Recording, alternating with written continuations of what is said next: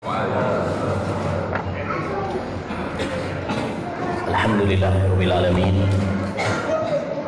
wa bihi nasta'in ala umurid dunya waddin wassalatu wassalamu ala asyrafil anbiya'i wal mursalin nabiyyina Muhammad wa ala alihi wa sahbihi ajma'in wa man ihtada bi hudah wattaba'a atharahu ila yaumiddin, amma ba'd. Ayyuhal ikhwah wal akhwat rahimani wa rahimakumullah. Kita lanjutkan kajian kita pada risalah wasiatul Imam Asy-Syafi'i rahimahullah ta'ala, wasiat Mas Imam Asy-Syafi'i rahimahullah. Kita masuk pada poin yang ke-8, wa anna Allaha yajzil ibada bi a'malihim, dan bahwasanya Allah Subhanahu wa ta'ala membalas para hamba dengan amal-amal mereka. Yani kita percaya, kata Imam Syafi'i, bahwasanya Allah Subhanahu wa ta'ala akan membalas para hamba dengan amal-amal mereka. Kalau mereka melakukan amal-amal kebaikan, akan dibalas oleh Allah Subhanahu wa ta'ala dengan kebaikan berupa surga, keridhaan Allah Subhanahu wa ta'ala, ya, rahmat Allah Subhanahu wa ta'ala, bahkan bisa melihat wajah Allah Subhanahu wa ta'ala. Sebaliknya, jika mereka melakukan kesyirikan, kebid'ahan, kemaksiatan, maka mereka pun akan mendapatkan balasan yang setimpal. Sebagaimana Allah berfirman dalam surat Al-Jasiyah ayat 22, walitujza kullu nafsin bima kasabat wa hum la yuzlamun. Setiap jiwa akan dibalas dengan amal perbuatannya, dan mereka tidak dizalimi sedikit pun oleh Allah Subhanahu wa ta'ala, karena Allah tidak mungkin berbuat zalim kepada para hambanya. Maka ini ayyuhal ikhwah,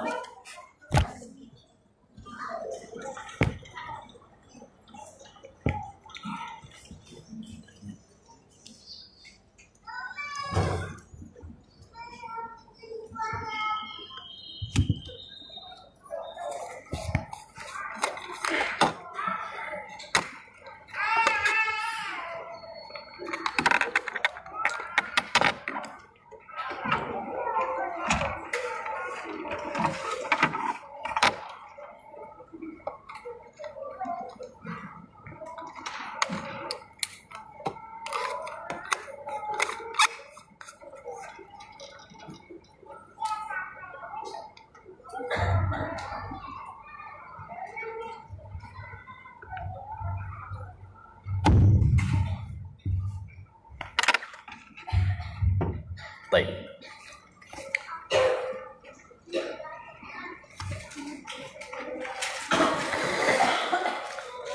Maka ini ayyuhal ikhwah memberikan faedah kepada kita, yaitu agar kita bersemangat dalam amal-amal kebajikan, sekecil apapun amal kebajikan tersebut, dan kita tidak meremehkan kemaksiatan, sekecil apapun maksiat tersebut, karena semuanya akan ada balasannya, akan ada totalannya. Allah berfirman dalam surat Az-Zalzalah, "Faman ya'mal misqala dzarratin khairan yarah, wa man ya'mal misqala dzarratin syarran yarah." Barang siapa yang melakukan amal kebajikan, maka dia akan mendapatkan, melihat balasannya. Ya, dan siapa yang melakukan amal keburukan, dia pun akan melihat, ya, balasannya. Ya, maka ini sekali lagi, ya, selalu kita tekankan bahwa kita belajar akidah, ya, harus menumbuhkan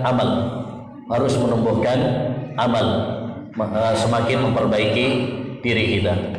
Alaihi ahya wa amut wa alaihi ub'atsu insyaallah.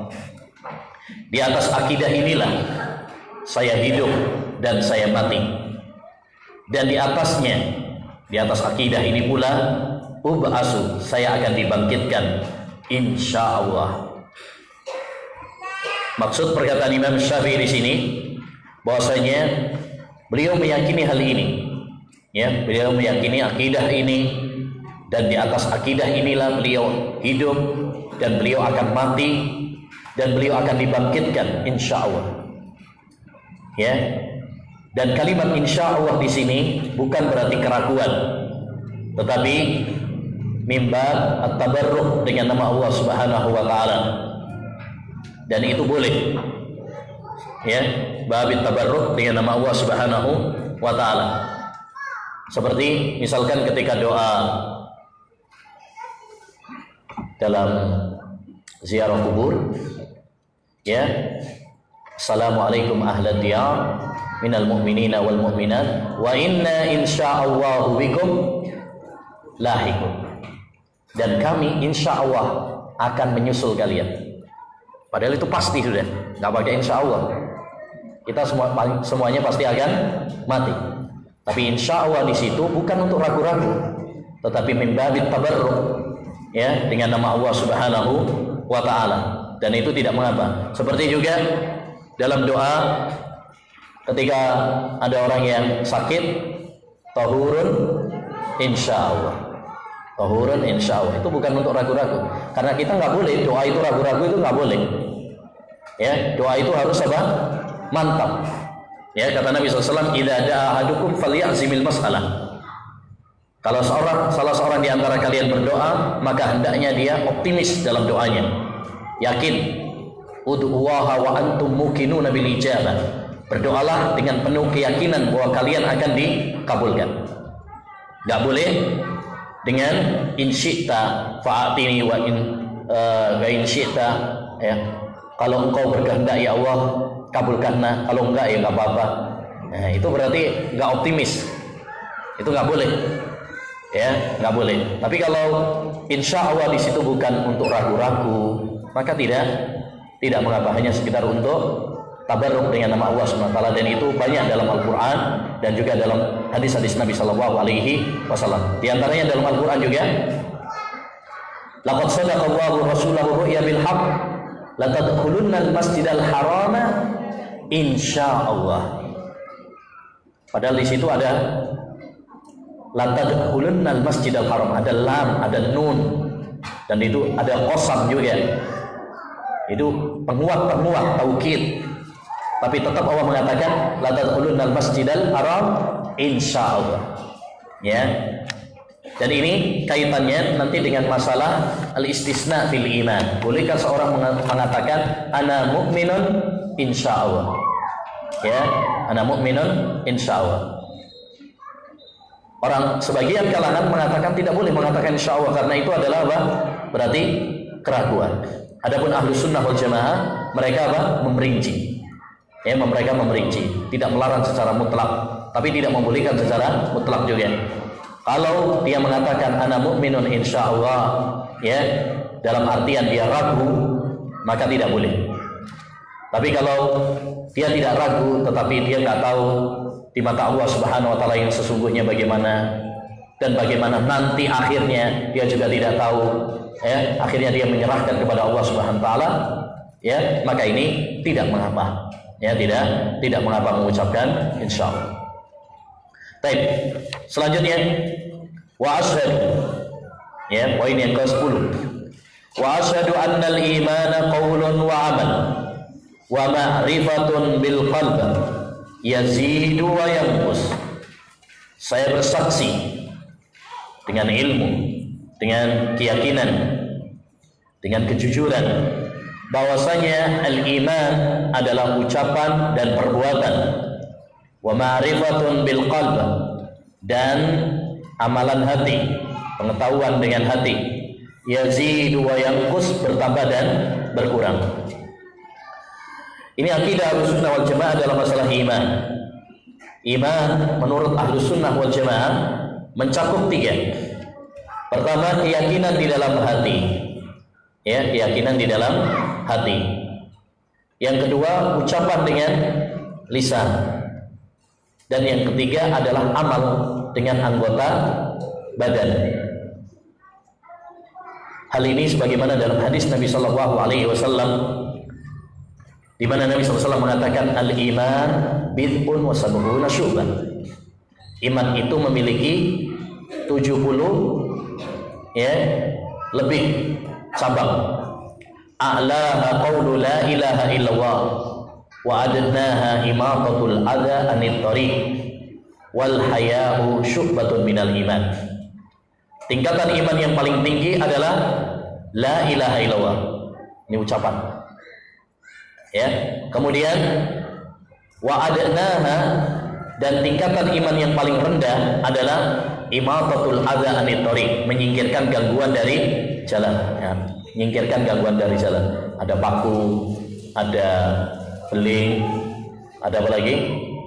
Sampah, ya, batu, ceklongan sewu, ya.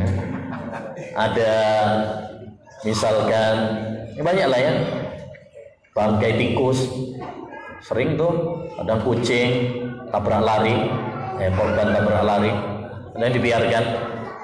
Ini kalau kita menyingkirkannya, maka itu termasuk apa? Cabang keimanan. Dan itu perbuatan, butuh tangan, butuh kaki. Baik. Kemudian kata Nabi, wal haya'u syu'batun minal iman. Dan sifat malu itu termasuk bagian dari iman. Sifat malu itu termasuk bagian dari iman. Dan malu tempatnya di dalam hati. Berarti iman itu mencakup 3 hal ini: ucapan, ya, amal, dan ya keyakinan di dalam hati atau amalan-amalan hati. Nah, kemudian, dan ini kesepakatan Ahlus Sunnah wal Jamaah, berbeda dengan orang-orang Murji'ah yang mengatakan bahwasanya amal tidak termasuk bagian dari iman. Ya, maka ini termasuk madhab yang menyimpang dalam masalah ini. Ahlus Sunnah wal Jamaah sepakat bahwasanya amal termasuk bagian dari iman. Kata Imam Al-Bukhari rahimahullah, saya bertemu dengan ulama dari berbagai negeri, lebih dari 1000.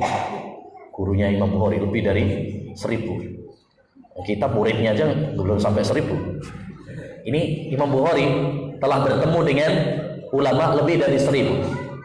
Ya, dari Khurasan, dari Syam. Ya, kata beliau, mereka tidak berselisih pendapat bahwasanya amal termasuk bagian dari iman. Amal termasuk bagian dari iman. Baik. Makanya cabang keimanan itu banyak. Al-Imam Al-Baihaqi rahimahullah punya buku Syu'abul Iman. Itu lebih dari 15 jilid. Ya, tentang perincian tentang cabang-cabang apa? Keimanan. Ya. Dan iman menurut Ahlus Sunnah wal Jamaah juga adalah bertambah dan berkurang. Sebagaimana dalam ayat dalam ayat Al-Qur'an, Allah Subhanahu wa taala berfirman, surat Al-Anfal ayat yang kedua, innamal mu'minuna alladzina idza dzukirallah wajilat qulubuhum wa idza tuliyat alaihim ayatuhu zadatuhum imana. Sesungguhnya orang-orang yang beriman itu apabila disebut Allah Subhanahu wa taala, hati mereka bergetar. Dan apabila dibacakan kepada mereka ayat-ayatnya, maka bertambah keimanan mereka. Ini menunjukkan bahwa iman itu apa?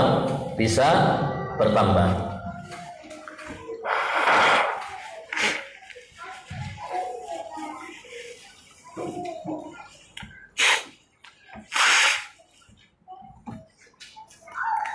Baik. Dan sesuatu yang bisa bertambah maka bisa berkurang. Sesuatu yang bisa bertambah maka bisa berkurang. Makanya para ulama mengatakan bertambah dan berkurang. Ya, bertambah dan berkurang. Bertambah dengan ketaatan kepada Allah Subhanahu wa taala, dengan ibadah kepada Allah Subhanahu wa taala, dengan membaca Al-Qur'an, dengan menuntut ilmu, dengan berzikir kepada Allah Subhanahu wa taala, dengan berteman dengan orang-orang saleh dan lain sebagainya. Dan berkurang dengan kemaksiatan dan dosa. Kalau kita melakukan dosa, maksiat, bid'ah, syirik, bergaul dengan orang-orang yang rusak, lalai dari berzikir kepada Allah Subhanahu wa taala, ya, maka kita akan berkurang imannya, dan itu kita rasakan. Ya, kalau kita ini sibuk dengan ibadah kepada Allah Subhanahu wa taala, hati kita akan menjadi tenang, damai, nyaman. Tapi kalau kita melakukan dosa, hati ini apa? Panas, gundah, galau. Ya. Nah, makanya dosa itu membuat hati ini apa? Panas. Itulah kenapa ketika doa istiftah Nabi SAW mengatakan, Allahumma silni min khataayaya bil ma'i was salji wal barad. Ya Allah, bersihkanlah dosa-dosaku dengan air, dengan es dan salju. Membersihkan kotoran itu yang paling cepat adalah dengan air panas. Tapi dalam doa istiftah justru dengan air dingin, dengan air es, dengan salju. Kenapa? Disebutkan oleh Imam Ibnul Qayyim dalam kitabnya Ighatsatul Lahfan dari gurunya yaitu Syekhul Islam Taimiyah. Saya bertanya kepada guru saya Ibnu Taimiyah, kenapa? Ya, Nabi SAW malah mengatakan, dan bersihkanlah dosa-dosaku dengan air es dan salju. Kata beliau, karena dosa itu panas. Karena dosa itu panas. Jadi kalau panas terus dikai ya, air panas juga, umek wes. Ya, jadi kalau panas ya didinginkan dengan air es. Ya, nah makanya walaupun panas, kalau udah masuk ada AC-nya, wah nice, langsung ngantuk. Baik, selanjutnya, dan Syekh Abdul Razzaq, saya mungkin sarankan kepada antum membaca buku yang ditulis oleh Syekh Abdul Razzaq, Asbabu Ziyadatil Iman wa Nuqsani, faktor-faktor bertambah dan berkurangnya iman. Itu bagus sekali ya untuk mengevaluasi keimanan kita. Karena iman ini ayyuhal ikhwah harus selalu dikontrol. Kadang bertambah, kadang berkurang. Ya, sebagaimana ya HP kita. Kalau HP-nya lagi drop, baterainya mati, ya, kita apa? Akan segera untuk ngecas. Mikrofon aja mati diganti, ya, baterainya. Ya kan?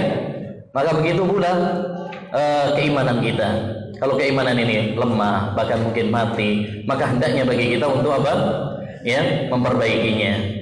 Banyak orang hanya peduli kepada casingnya, penampilan luarnya.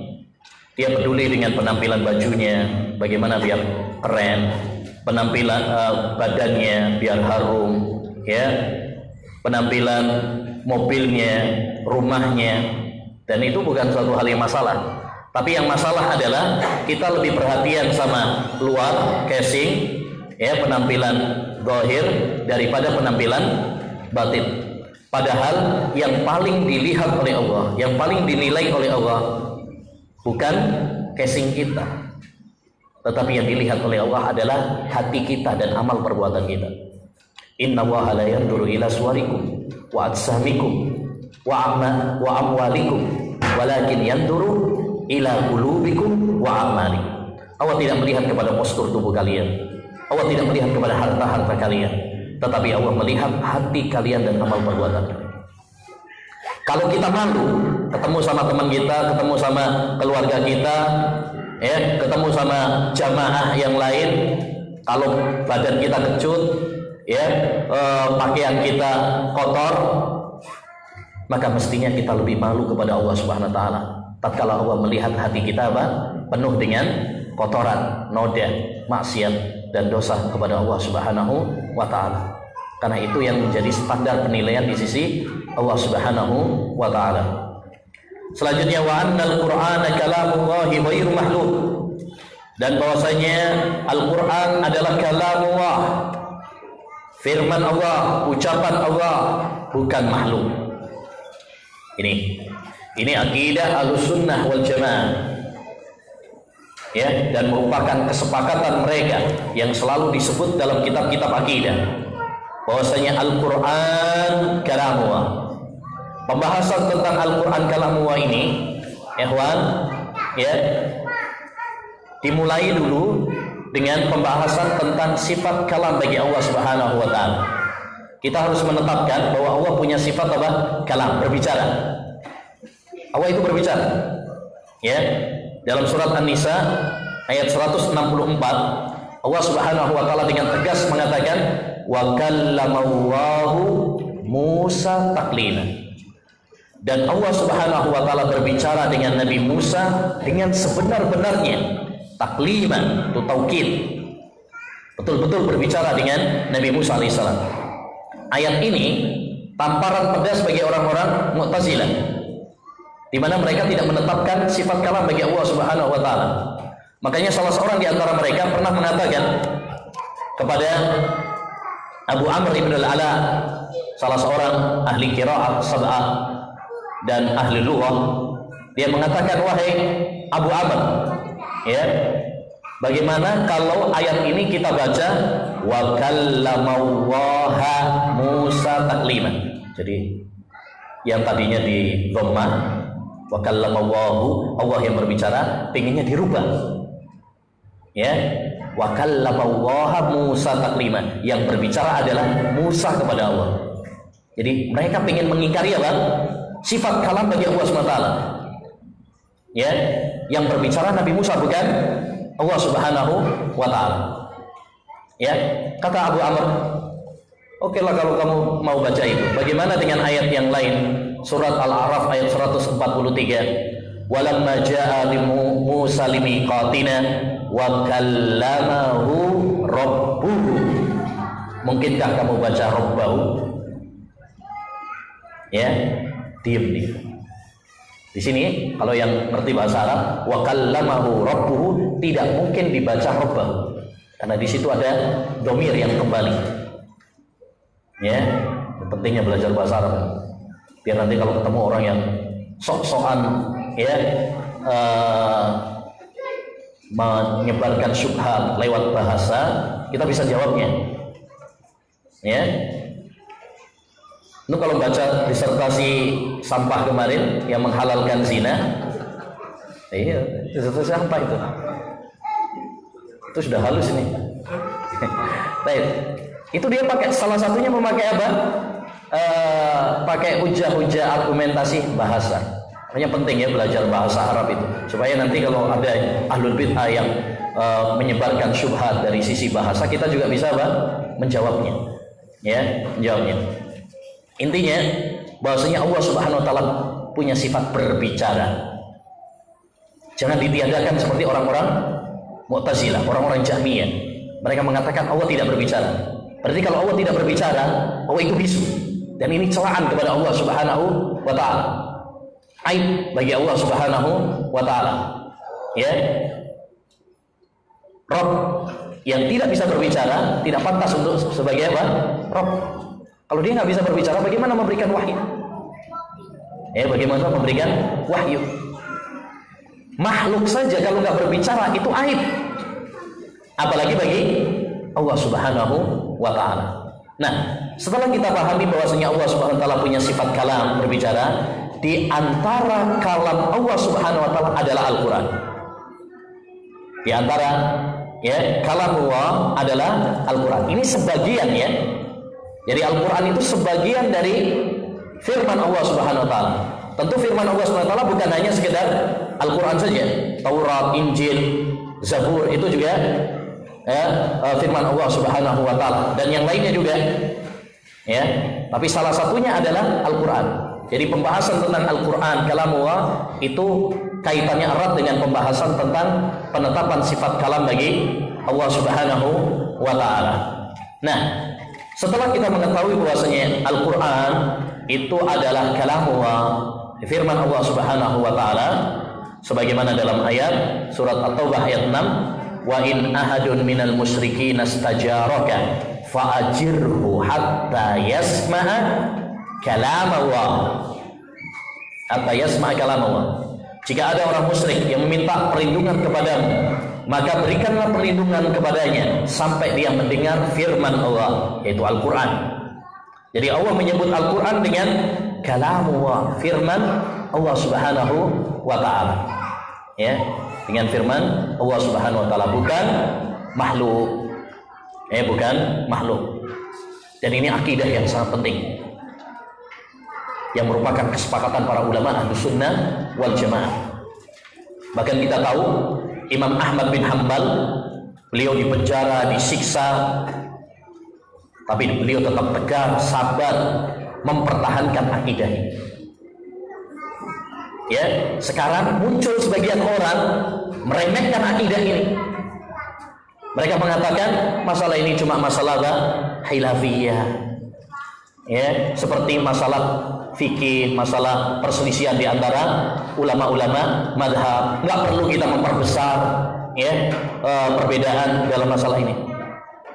Ini orang yang tidak ngerti tentang apa? Ya, perbedaan. Perbedaan itu ada dua macam. Ada perbedaan masalah usul, masalah akidah, masalah prinsip. Ini tidak ada toleransi.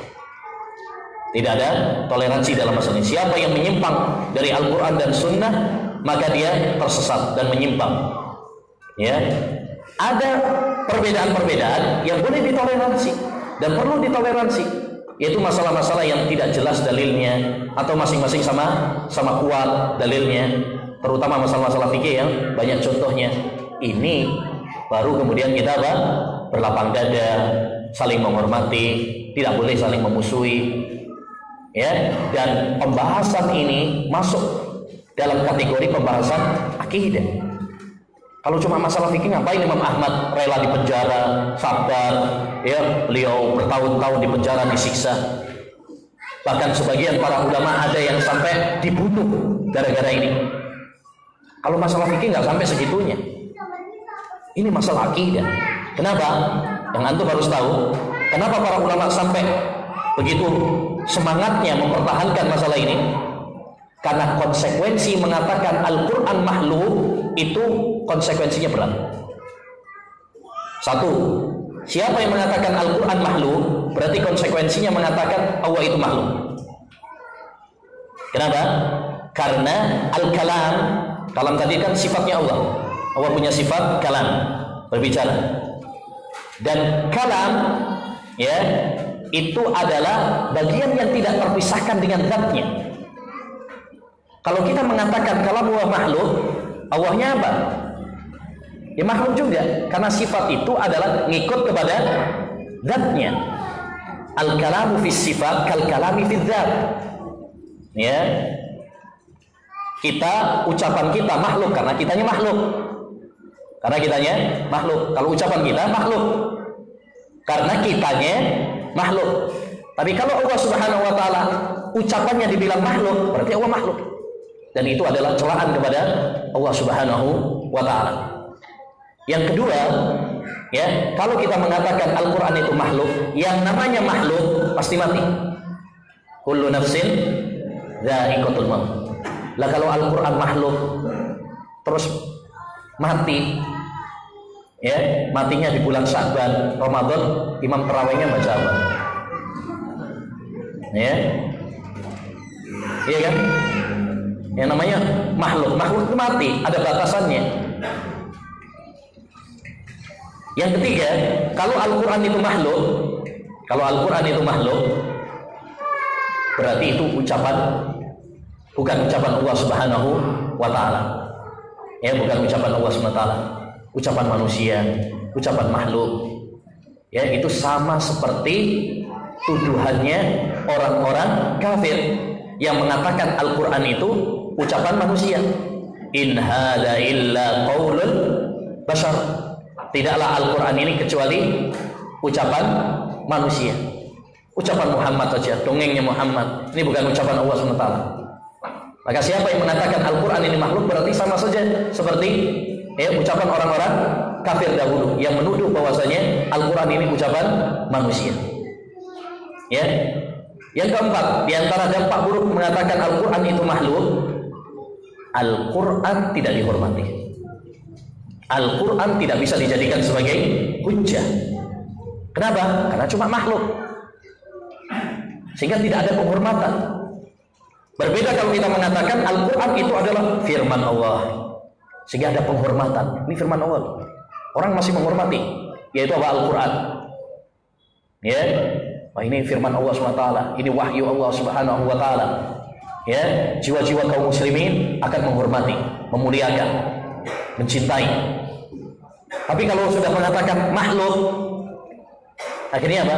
Seperti sebagian orang, bahkan dulu ada dosen yang mengatakan Al-Quran, ya, itu perlu direvisi. Dan bahkan ada yang berani nginjak-nginjak Al-Quran. Kenapa sampai segitunya? Karena sudah tidak ada penghormatan lagi kepada Al-Quran. Karena bagi dia itu bukan ucapan Allah Subhanahu Wa Taala. Ini hanya ucapan manusia. Ini makhluk.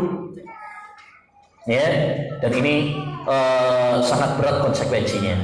Ini perlu kita pahami, ya, supaya kita paham, ya, tentang masalah akidah ini, tidak dikacaukan, tidak dikaburkan oleh sebagian kalangan. Karena banyak orang-orang sebenarnya mendaur ulang, ya, mendaur ulang atau meremehkan masalah seperti ini. Di antara yang berpaham seperti ini Hizbut Tahrir, yang mengatakan bahwasanya Al-Quran itu adalah makhluk. Makanya benar kata Syekh Albani, Hizbut Tahrir Mu'tazilatul asr. Hizbut Tahrir itu adalah Mu'tazilah gaya baru, cuma ganti casing aja. Makanya, ya, camkan baik-baik kaidah para ulama, al-ibratu bil haqa'iq la bil asma. Yang menjadi patokan itu adalah hakikatnya, bukan perubahan nama.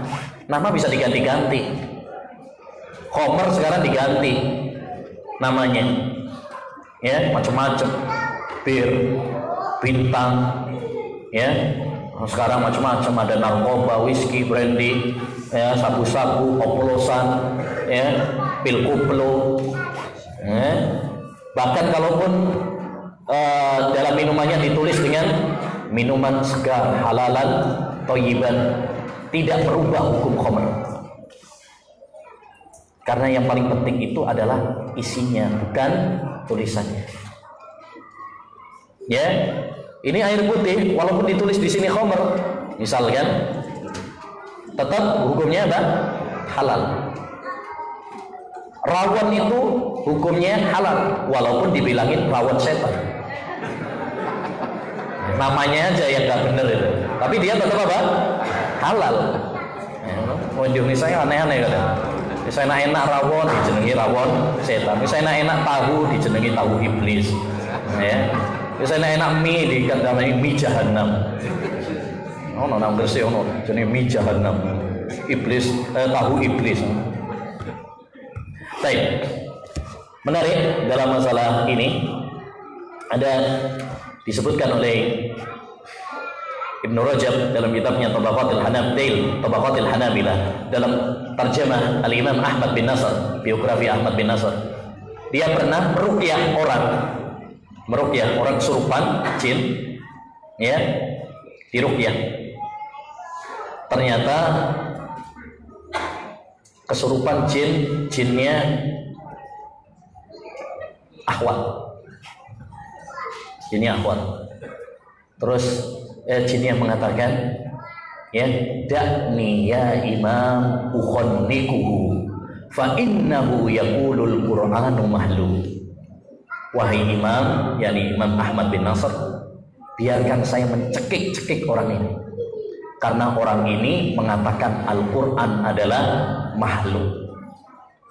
Kata Syekh bin Baz, jinnya Ahlus Sunnah wal Jamaah. Ini baru jin mantep ini, jinnya Ahlus Sunnah ini, ya. Jadi benci sama Ahlul Bid'ah. Nah, jadi jin itu macam-macam, ya. Ada yang Ahlus Sunnah, ada yang Ahlul Bid'ah, macam-macam. Kunna tara'iqa qidada. Ada yang Ahlus Sunnah, ada yang Syiah juga ada. Ya, ada yang Hizbut Tahrir, ada yang Jamaah Tabligh, macam-macam. Ada sama, ada yang Muslim, ada yang kafir, ada. Imam Ibnu Katsir ketika menafsirkan kunna tara'iqa qidada dalam surat jin membawakan kisah menarik juga. Kata beliau, pernah kita meruqyah, beliau membawakan riwayat dari Sya'bi bahwa dia pernah meruqyah juga, terus dialog dengan jin. Ya. Dia ngajukan pertanyaan, ma ahabbut ta'ami fiikum, makanan apa yang favorit kalian? Ya, makanan favoritnya jin. Qala rus, dia bilang nasi. Ya, nasi. Ya, pernah saya Musa Ali Nasr, muridnya Syekh Al-Albani rahimahullah, dia mengatakan, wah ini kayaknya jinnya jin Indonesia ini. Ya, suka sama nasi. Baik. Kemudian pertanyaan kedua, halil rafidhatu fiikum, apakah di kalian itu ada Syiah Rafidhah? Seperti di kita, kata jinnya, ya ada. Ya, kaifa rafidhatu fikum, bagaimana Syiah Rafidhah menurut kalian? Huwa akdzabuna, mereka itu adalah paling pendusta di antara kami. Ya, kata Syafi'i, oh iya podo berarti. Di kita juga paling pendusta. Ya, paling pendusta. Jadi ada Syiah juga. Ya, jadi ada si A, ada si B, ada si C. Baik, yang ke-12. Wa anna Allah azza wa jalla yura fil akhirah yanzuru ilaihi al-mu'minuna iyanan jiharan wa yasma'una kalama. Dan bahwasanya Allah Subhanahu wa taala itu bisa dilihat nanti di akhirat. Orang-orang beriman melihat Allah Subhanahu wa taala dengan mata kepala mereka, jiharan, ya terang-terangan, wa yasma'una kalamah, dan mereka mendengarkan firman Allah Subhanahu wa taala. Ini akidah Ahlussunnah wal Jamaah ya, bahwasanya orang-orang yang beriman akan bisa melihat Allah nanti di akhirat. Dalilnya banyak sekali. Di antaranya surat Al-Qiyamah ayat 23, wujuhu yawma idzin 22-23, wujuhu yawma idzin nadhirah ila rabbiha nadhirah, wajah-wajah mereka berseri-seri, ya, karena mereka melihat Rabb mereka. Jadi wajah-wajah orang yang beriman besok di hari kiamat di surga berseri-seri, senang, gembira. Kenapa? Karena mereka bisa melihat Allah Subhanahu wa taala. Karena kenikmatan yang paling tinggi adalah tatkala di surga, apalagi bisa memandang Allah Subhanahu wa taala. Itu kenikmatan yang luar biasa. Dan hadis-hadis tentang masalah ini juga banyak sekali. Bahkan derajatnya mutawatir. Sekali lagi, mutawatir. Dan mutawatir itu adalah hadis yang diriwayatkan dari jalur yang sangat banyak sekali, yang tidak mungkin mereka bersepakat di atas kesesatan. Mimma tawatara hadisu man kadzab wa man bana baitan lillahi wahtasab wa ru'yatun syafa'atun wal haudu wa mas'u kufaini wa hadi ba'du. Ya, kata seorang penyair At-Tawudi, beliau mengatakan di antara hadis-hadis yang mutawatir adalah hadis man kadzab, siapa yang berdusta kepadaku, ya, memalsukan hadis-hadis Nabi SAW, maka silakan dia memboking tempat duduknya di neraka. Ya, demikian juga hadis wa man bana baitan lillahi wahtasab, hadis tentang keutamaan bangun masjid. Barang siapa yang membangun masjid lillah, karena Allah, bukan karena pemilihan, ya. Ya. Nah, nanti kalau bangun karena pemilihan, akhirnya pas kalah di jalur mana? Nah, no sing bantu karena mau pemilihan, pas kalah diambil lagi semennya, regilnya. Nah, baik. Jadi ikhlas karena Allah akan bangunkan untuknya rumah di surga. Wa ru'yatun, dan hadis-hadis tentang ru'yah, maksudnya orang-orang beriman nanti akan melihat Allah di akhirat. Syafa'atun, demikian juga hadis yang tentang syafaat, yakni syafaat Nabi untuk pelaku dosa besar.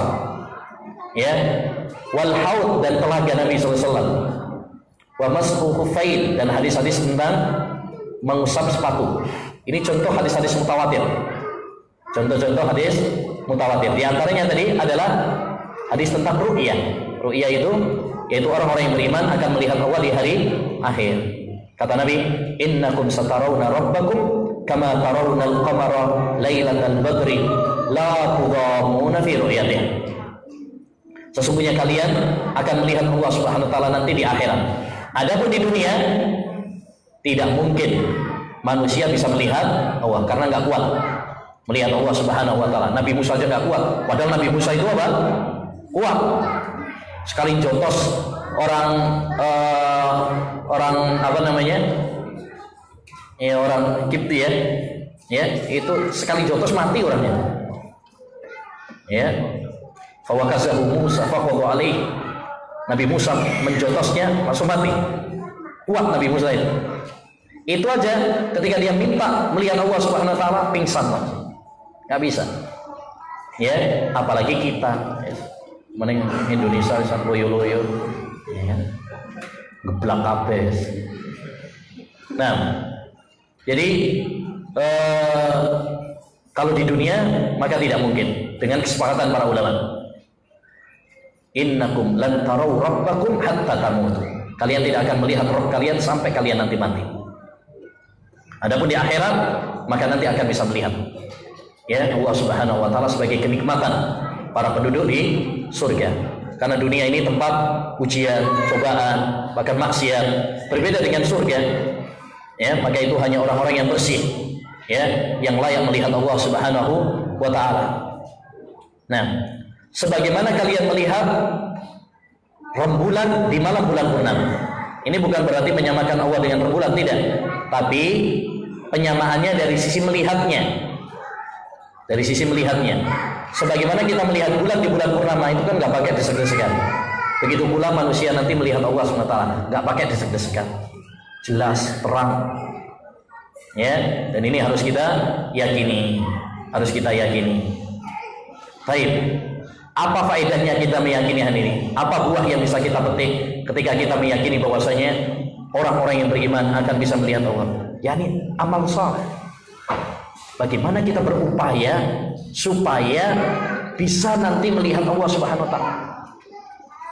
Makanya perhatikan dalam hadis Jarir bin Abdullah Al-Bajali, di dalam satu riwayat ya, riwayat Bukhari Muslim dari Jarir bin Abdullah Al-Bajali, setelah membawakan hadis tadi bahwasanya kalian akan melihat Allah besok pada hari kiamat sebagaimana kalian melihat ya rembulan di malam bulan purnama, kalian gak akan desek-desekan. Lalu apa kata Nabi? Fa inistata'tum alla tughlabu anis salati qabla tulu'il syamsi wa qabla ghurubiha faf'al. Kalau kalian bisa untuk tidak ketiduran dari sholat sebelum terbitnya matahari. Sholat apa? Sholat subuh. Dan sholat sebelum terbenamnya matahari, sholat asar. Faf'alu, maka lakukanlah. Apa kaitannya? Apa kaitannya dengan pembahasan sebelumnya? Kaitannya adalah kalau kalian ingin bisa melihat Allah Subhanahu wa taala nanti di hari kiamat, maka semangatlah untuk beribadah, terutama sholat, terutama lagi sholat subuh dan sholat asar. Artinya ya ikhwah, ketika kita belajar akidah harus membuahkan amal. Dan ini poin penting yang saya tekankan.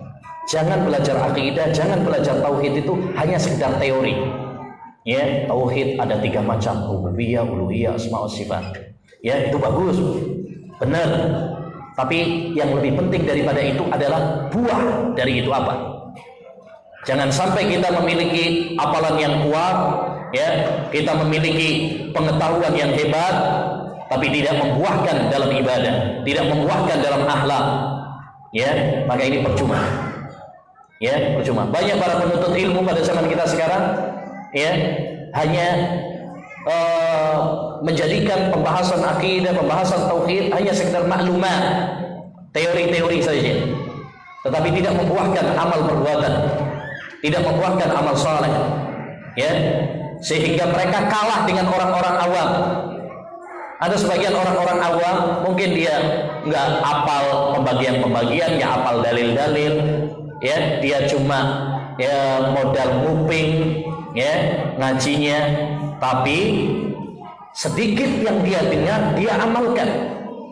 Itu jauh lebih baik daripada kita ya banyak catatannya, banyak ilmunya, tapi ternyata tidak membuahkan amal soleh dalam kehidupan kita.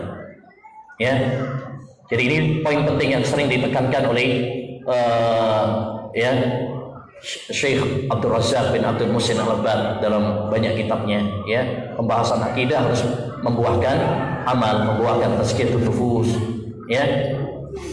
Wa annahu fawqal arsy, dan bahwasanya Allah Subhanahu wa taala itu adalah di atas arsy, dan arsy di atas langit yang 7. Ini menunjukkan bahwasanya akidah Imam Syafi'i rahimahullah taala sesuai dengan akidah Ahlussunnah wal Jamaah, bahwasanya Allah Subhanahu wa taala itu di atas arsy-Nya, di atas langitnya, sebagaimana dalam Quran, dalam hadis, dan kesepakatan para ulama, bahkan sesuai dengan akal dan fitrah manusia. Di antara dalil dalam Al-Quran, Allah berfirman, Ar-Rahmanu 'alal arsy istawa. Dalam 7 tempat dalam Al-Quran, salah satunya Toha ayat 5, Allah berfirman, Ar-Rahmanu 'alal arsy istawa. Ar-Rahman di atas arsy-Nya istawa. Istawa artinya tinggi. Ala wartafa, bukan istaula. Ya, tidak ada dalam bahasa Arab istawa bermakna istaula. Itu enggak ada. Yaitu hanyalah pemelintiran orang-orang ahlul kalam yang merusak bahasa. Ya, baik. Adapun hadis banyak sekali, dan ucapan-ucapan para sahabat banyak sekali, bahkan dibukukan oleh para ulama. Imam Az-Zahabi punya buku Al-Ulum, ya. Imam Ibnu Qudamah punya kitab Isbat Sifatil Ulum. Imam Ibnu Qayyim punya kitab Ijtima' Al-Juyus Al-Islamiyah. Itu buku-buku yang membahas tentang ketinggian Allah di atas langitnya. Bawakan hadis-hadis yang banyak. Salah satunya hadis yang masyhur, hadisnya sahih, walaupun orang-orang ahlul bid'ah berusaha untuk melemahkannya. Ya, orang-orang ahlul bid'ah gak senang dengan hadis ini, makanya mereka berusaha untuk apa? Melemahkan hadis ini dengan berbagai cara. Ya, kayak Pak Idrus Romli dan sebagainya, ya, melemahkan hadis ini. Hadisnya muttarib katanya. Muttarib itu goncang. Ya. Bukan hadisnya yang goncang. Ini akal orang-orang yang melemahkannya yang goncang. Ya, mereka melemahkan hadis ini. Bagaimana hadis ini? Dhaif. Hadis ini diriwayatkan oleh Al-Imam Muslim dalam sahihnya, diriwayatkan oleh Imam Al-Bukhari dalam Juz'ul Qiraah, Imam Syafi'i dalam kitabnya Risalah, Al-Um, Imam Ahmad dalam Musnad, dan para ulama pun sepakat telah mensahihkannya. Terus datang sebagian orang mengatakan bahwasanya hadisnya apa? Muttarib. Ya, ini nggak tahu ya ahli hadis dari mana. Hadis tentang pertanyaan Nabi kepada budak wanita, Aina Allah, di mana Allah Subhanahu wa taala? Budak tersebut menjawab, fis sama. Lalu kata Nabi, a'tiqha fa innaha mu'minah. Merdekakanlah wanita ini karena dia adalah seorang wanita yang beriman. Seorang wanita yang beriman. Ini ikrar dari Nabi, takrir. Nabi menyetujui jawabannya. Nabi nggak mengatakan, oh salah itu jawabanmu, yang benar Allah di mana-mana. Nah, enggak. Tapi Nabi setujui, bahkan memberikan rekomendasi. Dia adalah wanita yang beriman. Makanya hadis ini memberikan kepada kita 2 faedah penting. Faedah yang pertama, bolehnya pertanyaan di mana Allah. Boleh pertanyaan itu disyariatkan. Anak ngetes murid antum di mana Allah, boleh. Ya, sebagian orang bilang oh nggak boleh nanya di mana Allah. Ya ada. Sebagian orang mengatakan seperti itu. Bid'ah itu kalau nggak ada contohnya. Nabi SAW yang mempraktekkan, yang bertanya kok bid'ah. Sekarang ini banyak yang dibolak-balik. Yang sunnah dibilang bid'ah, yang bid'ah dibilang sunnah. Wala-wali. Ya, zaman wala-wali sampai ini. Ya. Yang kedua, faedah penting dari hadis ini bahwa jawaban di mana Allah yang benar adalah Allah di atas langit. Ngangkat tangannya ke atas, bukan ke bawah gini, Pak. Bukan miring gini. Enggak. Kita ke atas. Ini menunjukkan bahwa kita meyakini Allah itu di atas. Dan di mana-mana masyarakat kita sering dengar, kita serahkan sama yang di atas. Gak pernah kita dengar orang di mana-mana, ya kan? Gak ada. Itu menunjukkan fitrah manusia, Bang. Allah Subhanahu wa taala itu di atas langit. Nah, Coba tes sana itu. Lari dia malah. Baik, selanjutnya wa annal qadara khairuhu wa syarruhu min Allah azza wa jalla la yakunu illa ma arada Allah azza wa jalla wa qadahu wa qaddar. Sampai mereka beriman kepada takdir. Sampai mereka beriman kepada takdir. Dan iman kepada takdir mencakup 4 hal. Yang pertama, mengimani tentang ilmu Allah Subhanahu wa taala. Bahwasanya Allah mengetahui segala sesuatu sebelum terjadi, sedang terjadi, dan setelah terjadi. Allah tahu semua. Yang kedua, kita meyakini Allah menulis semua takdir-takdir ini dalam Al-Lauhul Mahfuz. Ya, dalam Al-Lauhul Mahfuz. Kemudian yang ketiga adalah masyiah, yaitu kita meyakini bahwa tidak terjadi sesuatu kecuali dengan kehendak Allah Subhanahu wa taala. Kalau Allah berkehendak maka terjadi. Kalau Allah tidak berkehendak tidak akan terjadi. Yang keempat adalah al-khalq, penciptaan. Kita meyakini bahwasanya segala sesuatu adalah diciptakan oleh Allah Subhanahu wa taala. Dan iman kepada takdir menjadikan kita bahwa tawakal kepada Allah, menjadi berani, optimis, bukan orang-orang yang pengecut, orang-orang yang penakut. Ya. Itu kalau kita beriman kepada takdir. Tauhidnya mantap. Ya. Paling mudah sekarang masih bulan Muharram nih. Masih bulan Muharram.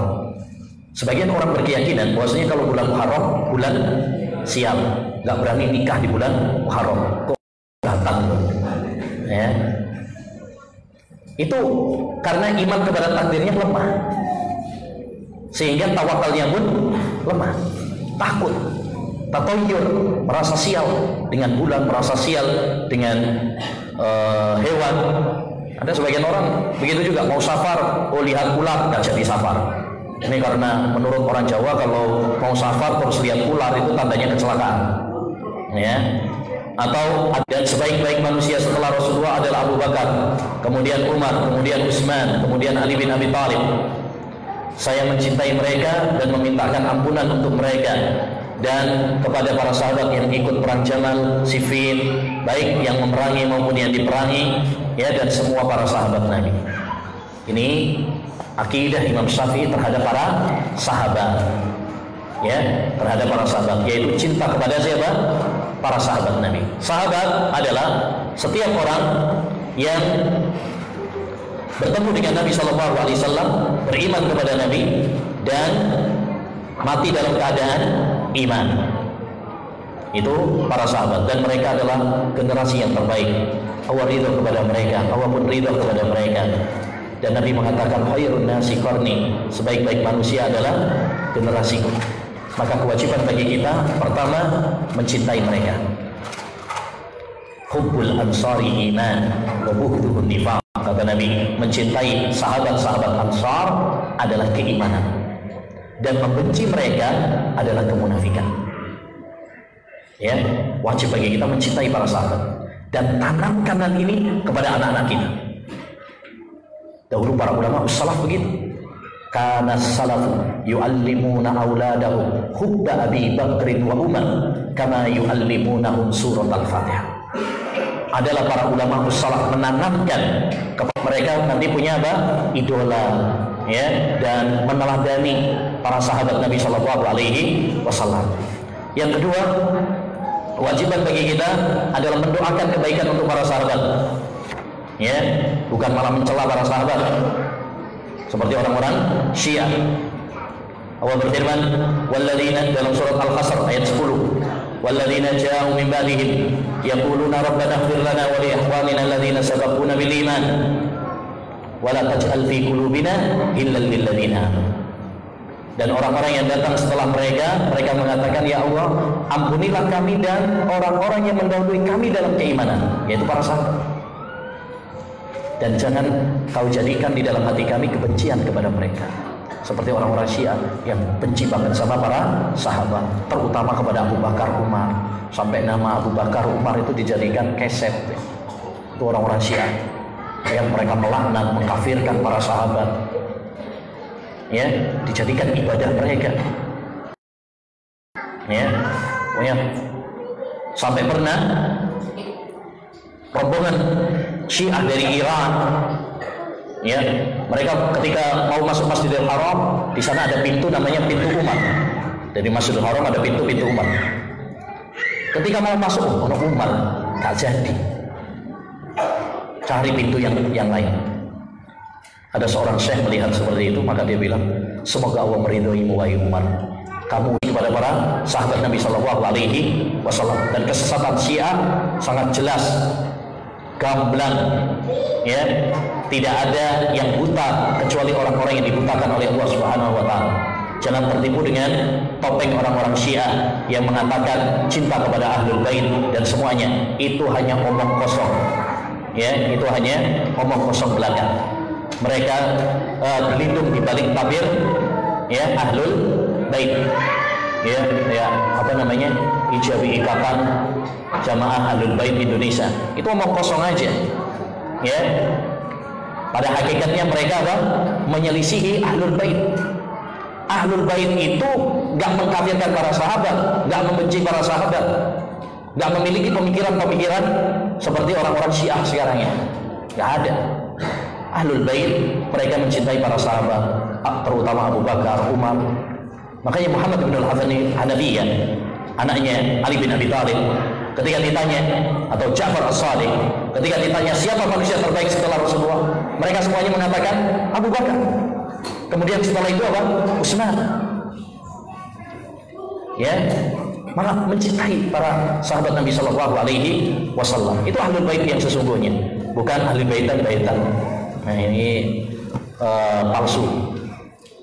Selanjutnya wassamu wa ta'ah li ulil amri ma damu yusallun wal wulatu la yukhraju alaihim bisayf. Dan mendengar dan taat kepada para pemimpin selagi mereka sholat. Nah, ini akidah Ahlussunnah wal Jamaah yang sangat penting juga. Wala yukhraju alaihim bisayf, dan tidak boleh memberontak mereka dengan pedang. Wajib bagi kita mendengar dan taat kepada para pemimpin. Ya ayyuhalladzina amanu athi'u wa athi'ur rasul wa ulil amri minkum. Ya, taatlah kalian kepada Allah, taatlah kalian kepada Rasul dan kepada pemimpin-pemimpin kalian.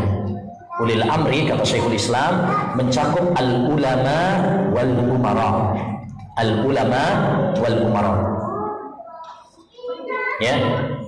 Dan Nabi SAW dalam wasiat perpisahannya, usikum bitaqwallah was-sam'i wat-ta'ah wa in ta'ammara 'alaikum 'abdun. Saya wasiatkan kepada kalian takwa kepada Allah dan mendengar serta taat kepada pemimpin, walaupun pemimpin kalian budak. Budak boleh jadi pemimpin apa tidak? Nggak boleh, dengan kesepakatan para ulama. Budak itu nggak boleh jadi pemimpin, harus merdeka syaratnya. Tapi kalau dia terangkat menjadi pemimpin, wajib bagi kita untuk mendengar dan taat. Demi, nah ini untuk harus perhatikan, kenapa Nabi menekankan kita mendengar dan taat kepada para pemimpin? Demi menjaga stabilitas keamanan negara, demi persatuan, demi terjaganya nyawa, harta, kemaslahatan kaum muslimin. Karena kalau ya penduduk, warga mendengar dan taat kepada para pemimpin, akan terjaga. Tapi kalau sudah memberontak, ya, menggulingkan kudeta, maka yang terjadi adalah kerusakan. Ya, yang terjadi adalah kerusakan, pertumbuhan. Ya, kalau kondisinya tidak aman. Jadi Ahlussunnah wal Jamaah menjadikan ini sebagai akidah. Siapa yang menyimpang dari akidah ini, maka dia tersesat. Kalau ada yang mengatakan, misalkan presiden sekarang ini bukan presiden, ya, nggak boleh ditaati, ya, nggak diakui. Ini paham-paham Khawarij, ya, paham-paham, ya, apa namanya, khuruj, pemberontakan, yang sangat berbahaya. Ya, Syekhul Islam mengatakan sejarah membuktikan bahwa tidak ada pemberontakan kecuali menimbulkan kerusakan yang lebih besar. Ya, nah, dan akidah Ahlussunnah wal Jamaah dalam masalah ini mendengar taat kepada para pemimpin, taat kecuali dalam hal maksiat tidak boleh taat. Kemudian menghormati yang buruk tidak mungkin. Al jazaa'u min jinsil amal, balasan itu tergantung kepada amal perbuatan, tergantung amal kita. Nah, wal khilafatu fi Quraisy wa anna kullama askara kathiruhu fa qaliluhu haram. Setiap yang khilafah dalam Quraisy, ini ada hadisnya. Ya, ini ada hadisnya, tapi itu masalah kekhilafahan dan itu apa namanya? Ya, pada masa kekhilafahan. Adapun sekarang ini setiap pemimpin, setiap negara memiliki pemimpin sendiri, sudah tidak menggunakan sistem apa? Kekhilafahan. Wa anna kullama askara katsiru fa qalilu haram. Setiap yang memabukkan banyaknya maka sedikitnya juga haram. Ini khamr. Beliau menegaskan hal ini. Imam Syafi'i hidup di zaman di mana di Kufah sana ada orang-orang yang mengikuti madhab Hanafiyah yang mengatakan bahwasanya yang memabukkan itu hanya, yang haram itu hanya tertentu saja, minuman tertentu. Maka Imam Syafi'i, demikian juga Imam Ahmad membantah hal itu, bahwa segala sesuatu yang memabukkan maka itu namanya itu karena menjurus dan tidak ada pacaran Islami. Ono-ono aja lagi pacaran Islami, ya. Di film no bisa, nah, mau filmnya, nah, pakai embel-embel santri lagi, santri malah ngajari pacaran. Nah, baik, ini santri mungkin santri liberal ya, dan santri-santri yang sunnah. Kalau santri yang sunnah diajarinya nikah, ya. Nah, baik, ketika Allah mengharamkan khamr, maka Allah haramkan juga sarananya. Salah satu sarananya yaitu sedikit. Sedikitnya dilarang. Nyicipi nggak boleh. Nyicipi khamr itu nggak boleh. Kenapa? Karena kalau dibolehkan nyicipi, akhirnya nanti tagihan. Semuanya kan berawal dari nyicipi dulu. Awalnya nyicipi, enak ternyata. Ya, enak-enak sedap gitu ya. Ternyata akhirnya ketagihan. Orang merokok mungkin sebagian mantan ahli hisab juga, nggak tahu, ya, barangkali. Ya. Kalau yang pernah merokok biasanya apa? Awalnya itu nyicip-nyicipi dulu, latihan, watuk-watuk disini, gitu ya. Nah, kawin kontrak, ya, kawin kontrak, dan ini hukumnya haram, dilarang oleh Nabi Shallallahu Alaihi Wasallam dan hadisnya mutawatir. Hadis-hadis tentang larangan mut'ah itu hukumnya mutawatir dan sepakat para ulama. Di antaranya Imam Ibnu Hubairah mengatakan ittafaqu ala tahrimil mut'ah. Para ulama madhab telah sepakat tentang haramnya nikah mut'ah. Itu sudah kesepakatan para ulama. Oleh orang-orang Syiah Rafidah. Dan kata para ulama, perselisihan orang Syiah Rafidah gak dianggap. Karena perselisihan yang dianggap itu perselisihannya ulama, sedangkan Syiah bukan ulama, makanya nggak dianggap oleh para ulama, nggak dianggap perselisihan mereka. Ya, mereka mengakui bahwa pekerjaan mereka itu apa? Haram gitu ya, tapi dia terkalahkan oleh hawa nafsunya. Tapi kalau di mut'ah, mereka menganggap bahwa yang mereka lakukan itu ibadah. Di sini letak apa namanya? Lebih parahnya. Orang Syiah menurut mereka ini apa? Ibadah. Bahkan mereka punya hadisnya, walaupun palsu gitu. Siapa yang nikah sekali seperti Hasan, pahalanya. Kalau 2 kali seperti Husain, kalau 3 kali seperti Ali, 4 kali seperti Nabi, ya, 5 kali seperti Jibril. Masya Allah. Semakin sering semakin, siapa sih nggak pengen coba? Makanya sebagian masih 2 kelompok ini ya tantangan terberat bagi Ahlussunnah wal Jamaah pada zaman kita sekarang. Makanya hendaknya bagi kita ayyuhal ikhwah membentengi diri kita dengan ilmu, dengan akidah ya yang sahih, dan dengan banyak berdoa kepada Allah Subhanahu wa taala agar kita diselamatkan dari fitnah syubhat dan fitnah syahwat. Tapi yang terakhir ya untuk meningkatkan apa? Takwa. Ya, mari selesai Jumatan wis gak bertakwa lagi. Waluzumis sunnati wal athari an Rasulillah wa ashabi. Dan hendaknya saya wasiatkan kepada kalian berpegang teguh dengan sunnah Rasulullah dan sunnah para sahabat.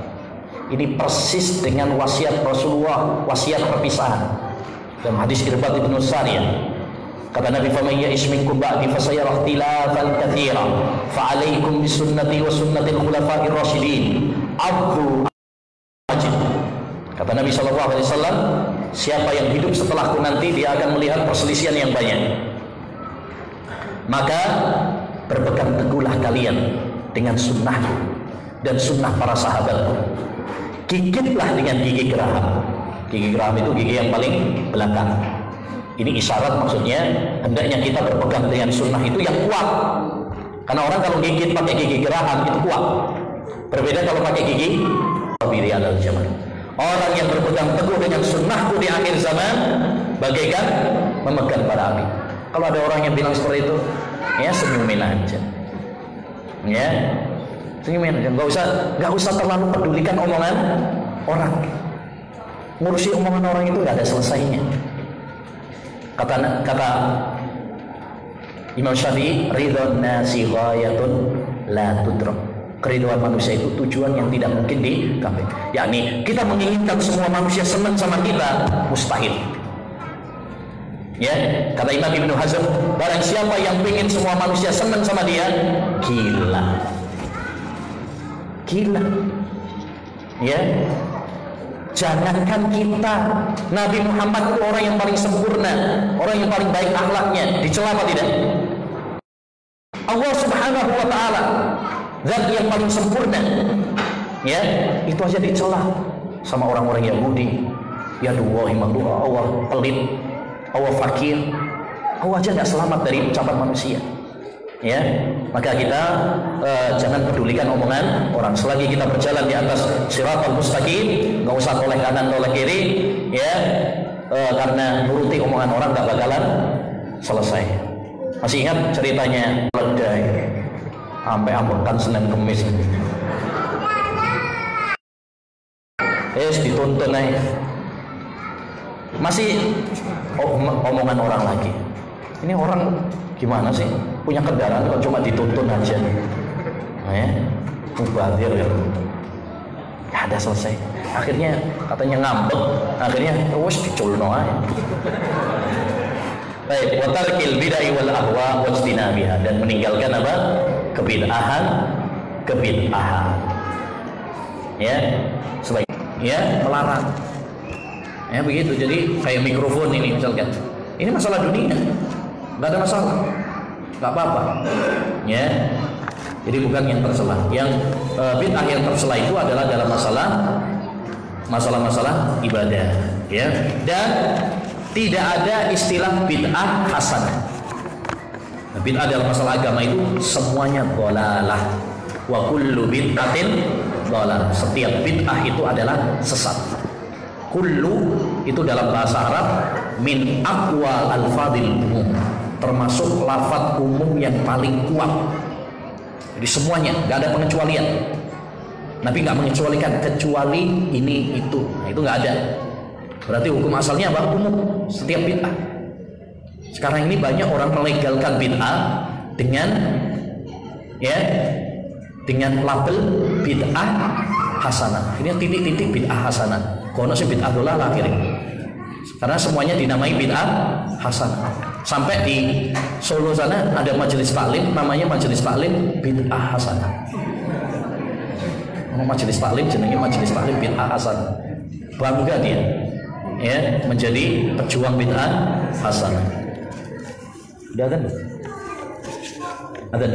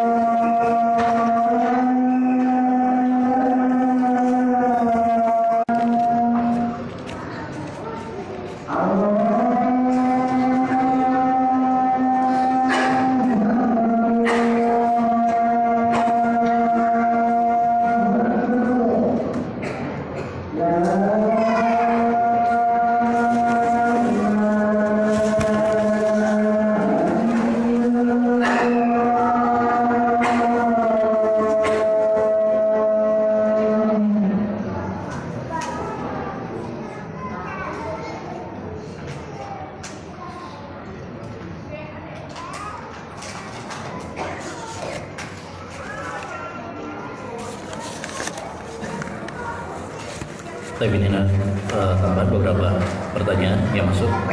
Ada Ustadz yang mengatakan perbedaan pendapat terkait bahwa di atas aras hanya perbedaan yang mu'tabar. Apakah benar? Sama sekali tidak benar. Perbedaan ini adalah perbedaan antara ahlus sunnah dan ahlul bid'ah. Ya, ini perbedaan dalam masalah prinsip. Ya, perbedaan masalah prinsip. Sebagaimana dikatakan oleh Imam Ibnul Qayyim rahimahullah dalam kitabnya Ijtima'ul Juyus Al-Islamiyah. Ya, dibawakan dalil-dalilnya Quran, hadis, perkataan para sahabat, kesepakatan mereka bahwa semuanya mengatakan Al-Quran itu bahwasanya Allah SWT di atas langit. Tidak ada yang menyelisihinya kecuali ahlul bid'ah. Ya, ahlul tabar tidak dianggap. Ya, tidak dianggap. Adapun perselisihan yang muktabar patokannya adalah jika tidak ada dalil yang jelas dalam masalah ini atau sama-sama kuat dalilnya, seperti masalah-masalah fikih misalkan setelah rukuk sedekap ataukah lurus misalkan, itu nggak ada dalil yang jelas dari Nabi SAW setelah rukuk posisi tangan di mana, ya, dan banyak setelah pas sujud misalkan tangan dulu atau lutut dulu, ya, menggerak-gerakkan apa tidak, itu masalah-masalah yang ya ijtihadiyah yang tidak boleh kita memaksa orang lain ikut pendapat kita.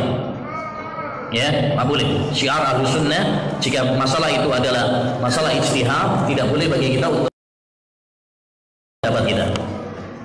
Ya, itu patokannya. Dan masalah ini adalah perbedaan antara Ahlus Sunnah dengan Ahlul Bid'ah.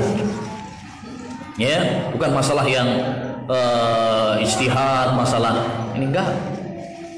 Ada buku yang ditulis oleh para ulama, oleh seorang ulama, kalau nggak salah namanya Abdul Wahid As-Sirazi Al-Maqdisi. Beliau punya buku Juz'un Fihi Imtihanus Sunni Minal Bid'i.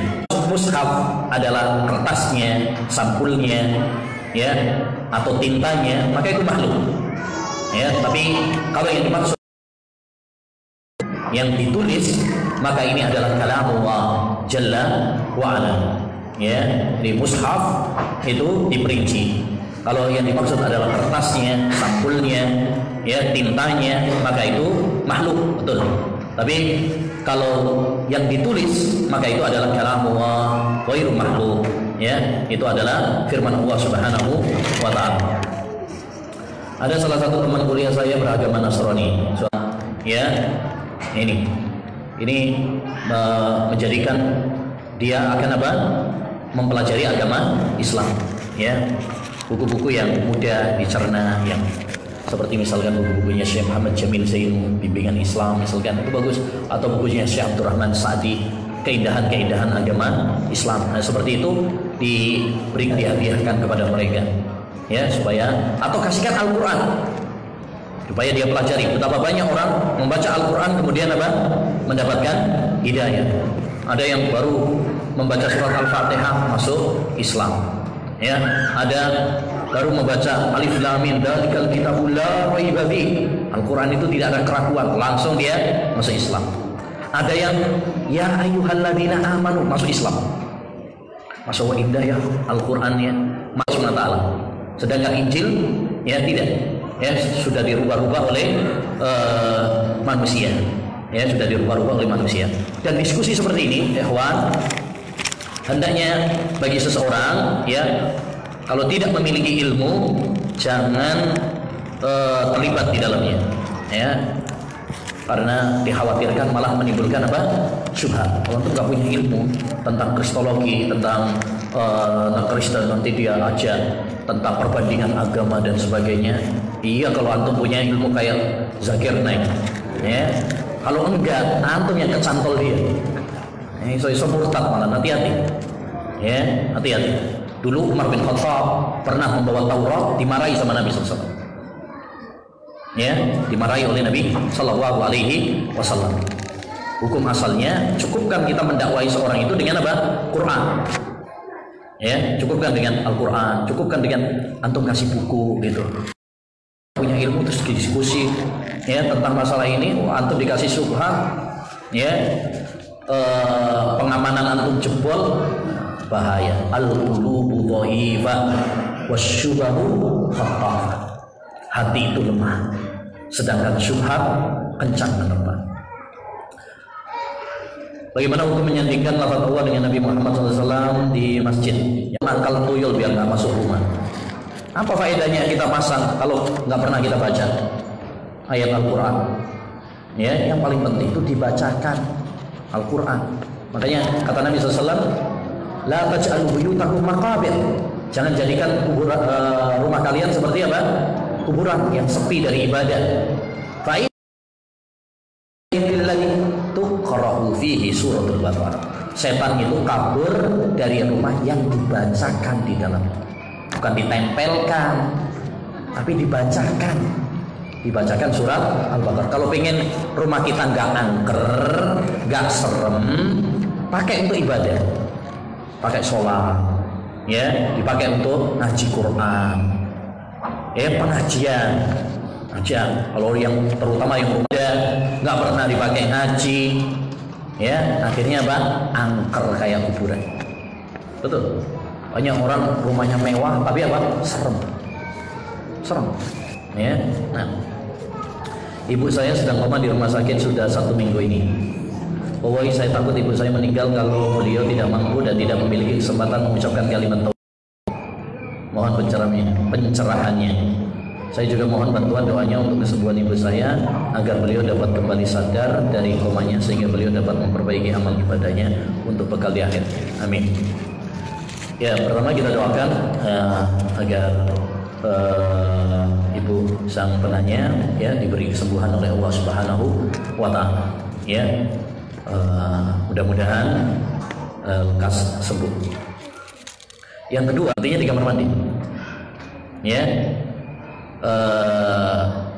Ditutup sama istrinya lupa, akhirnya apa? Mati di kamar mandi.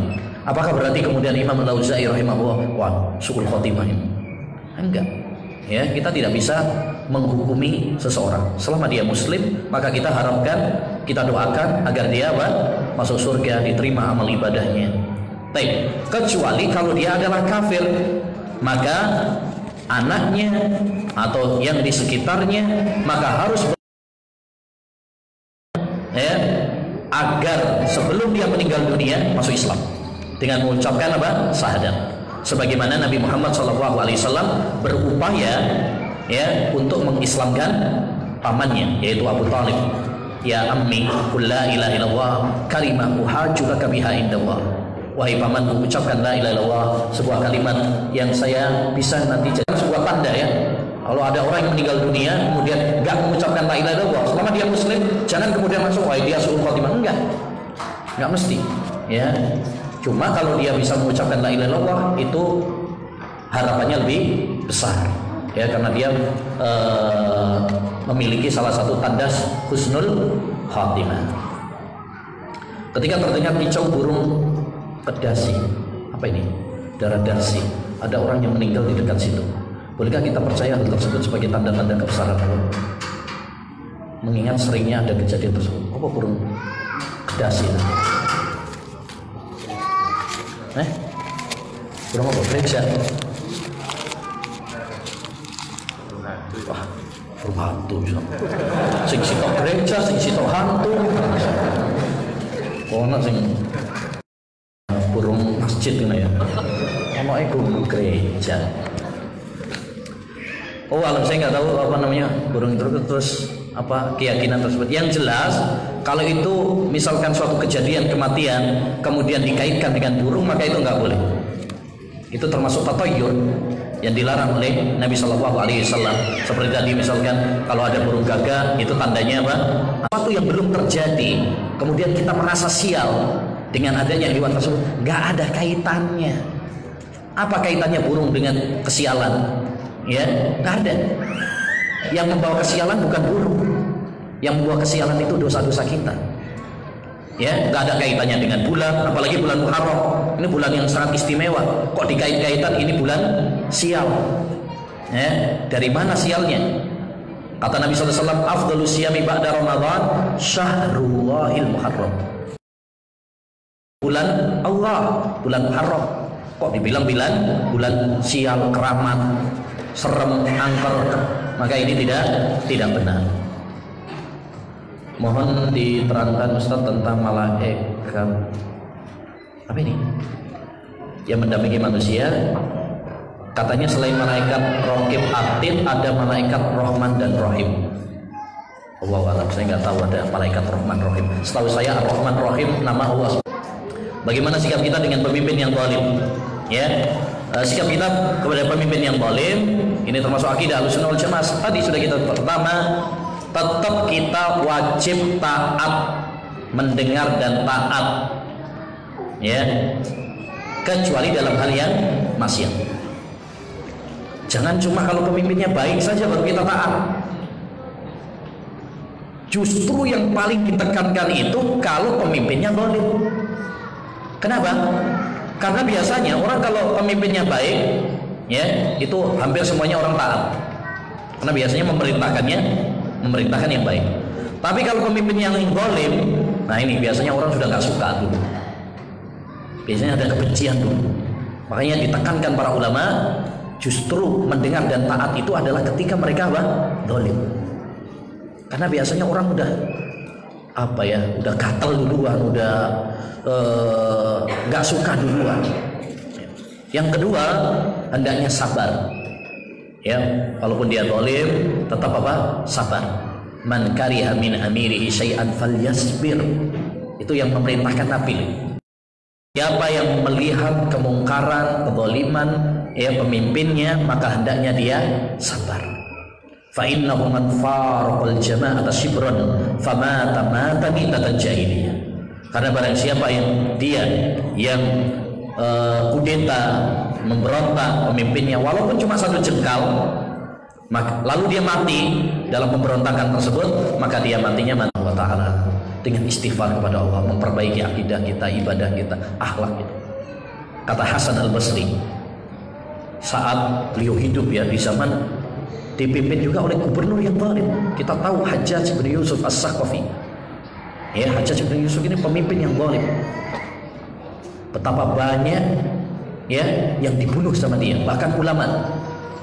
Di antaranya Sa'id bin Jubair, muridnya Ibnu Abbas, tabi'in yang mulia, mati sama Hajjaj bin Yusuf As-Saqafi. Dibunuh sama dia. Datang orang-orang kepada Hasan Al-Basri. Hasan Al-Basri mengatakan, "Inna jawra sultan nikmatun min niqamillah." Sesungguhnya kezaliman pemimpin itu adalah kemurkaan Allah Subhanahu wa taala. Wa niqamullahi la tudfa'u bisilah. Dan kemurkaan Allah itu tidak bisa dihilangkan ditangkis dengan senjata, dengan kekerasan, dengan demonstrasi. Ya, wa innama tudfa'u bitaubati wad du'ai wal istighfar. Tetapi dengan taubat, dengan doa, dengan istighfar kepada Allah Subhanahu wa taala. Itu cara kita menyelesaikan apa? Kedzaliman pada pemimpin. Karena yuwalla alaikum. Sebagaimana diri kalian, ya, itulah pemimpin kalian. Artinya bagaimana kualitas kalian wahai rakyat, ya itulah kualitas pemimpin kalian. Karena pemimpin itu potret dari rakyat. Ya, kalau rakyatnya baik, Allah akan memberikan kepada kita pemimpin yang baik. Kalau rakyatnya rusak, ya jangan kaget kalau pemimpinnya juga rusak. Duh, ini birokrasi Indonesia. Makanya wajar kalau kemudian pemimpinnya ya seperti itu. Menarik, pernah datang orang Khawarij kepada sahabat Ali bin Abi Thalib. Kemudian dia mengatakan, wahai Ali, kenapa kepemimpinanmu kok kacau, nggak seperti zamannya Abu Bakar dan Umar? Enakan zamannya Abu Bakar, Umar dulu. Ya, daripada zamanmu ini, awas, perang toh, perang Jamal, perang Siffin. Ya, apa jawaban Ali bin Abi Thalib? Ya, ini singkat, padat, nyelekit. Beliau mengatakan, ya benar, sampean benar mas. Ya, zaman saya lebih kacau daripada zaman Abu Bakar dan Umar. Tapi tahu nggak sebabnya? Beliau mengatakan, li anna rijala Abi Bakrin wa Umar ana wa rijali anta wa amsaka. Karena rakyatnya Abu Bakar dan Umar itu orang-orangnya seperti saya. Sedangkan rakyat saya orang-orangnya seperti ente. Ya beda. Nah, yang terakhir, Ustaz, anak lulusan pondok, anak demam panggung. Demam panggung. Setiap bicara di depan umum. Nah, kalau pertama memang orang yang belajar ilmu agama intinya adalah untuk diri sendiri. Intinya. Tapi bukan berarti kemudian meninggalkan dakwah, meninggalkan mengajarkan, meninggalkan untuk beramal. Ya. Karena setelah kita beramal untuk diri kita sendiri, belajar untuk diri kita sendiri, ada di sana tuntutan juga, yaitu bagaimana kita mengamalkan dan bagaimana kita mendakwahkan. Tentu kita ingin masuk surga itu jangan egois, jangan sampai entok. Ya, ajak keluarga kita, teman kita, masyarakat kita, supaya kita bisa-bisa sama-sama masuk surga Allah Subhanahu wa taala dan menyelamatkan mereka dari neraka. Ya, Rasulullah SAW menganjurkan kepada kita untuk berdakwah juga, mengajar, dan itu luar biasa keutamaannya. Kata Nabi SAW, misalkan, ini sekedar contoh saja, Nabi mengatakan, Inna Allaha wa malaikatahu wa ahlas samawati wa ahlal ard hatta al-hud wa hatta an-namlati fi juhriha la yusalluna 'alal ladzina yu'allimuna as-khair. Sesungguhnya jumlah ikan di laut banyak, semut wah banyak banget. Apa kita nggak pengen kalau mereka semuanya mendoakan kita? Ya kan gitu. Jadi kalau setelah kita menimba ilmu, kalau yang punya ilmu amalkan, terus sebarkan. Itu zakatnya ilmu. Bahkan itu amalan yang paling utama. Lihat para nabi juga berdakwah, para sahabat, para salaf juga berdakwah, menyebarkan ilmu. Kata Imam Ibnu Mubarak, la a'lamu ba'dan nubuwati afdala min bathil ilm. Saya tidak mengetahui suatu amalan yang lebih utama setelah kenabian daripada menyebarkan ilmu. Ini amalan yang sangat luar biasa. Ya, tapi kalau antum demam panggung, menyebarkan ilmu itu banyak cara. Pertama, bisa dengan tulisan. Antum demam panggung, kalau nulis kan pakai masuk demam tulisan. Kan nggak berhadapan dengan orang. Memang biasanya seperti itu. Para ulama juga begitu. Awal-awalnya juga kalau nggak salah dulu Sufyan As-Tsauri ya, Sufyan As-Tsauri.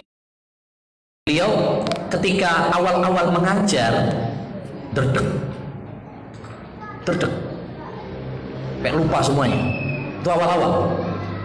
ya, tapi dengan membiasakan diri akhirnya apa, beliau pun ngajar nggak pakai kitab, nggak pakai kitab. Jadi awal-awalnya memang seperti itu semuanya ya.